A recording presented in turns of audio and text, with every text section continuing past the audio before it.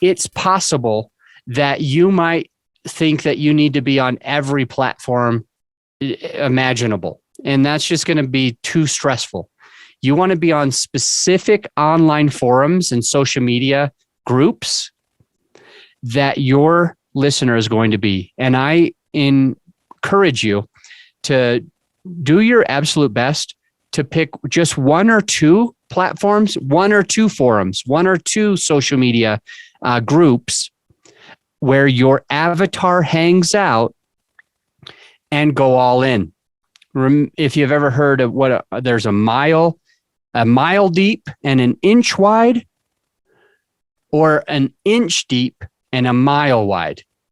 An inch deep and a mile wide isn't going to touch the hearts of anyone. It's only an inch deep.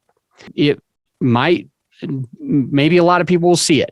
Who knows? Because it's a mile wide. But if you want to focus on that forum, that platform, instead of being surface level on a dozen or more social media platforms or online forums, you want to go a mile deep and an inch wide in one or two perfect platforms where you're part of the community, you're adding value to the community. This can be a huge way to grow your podcast, especially when it's new.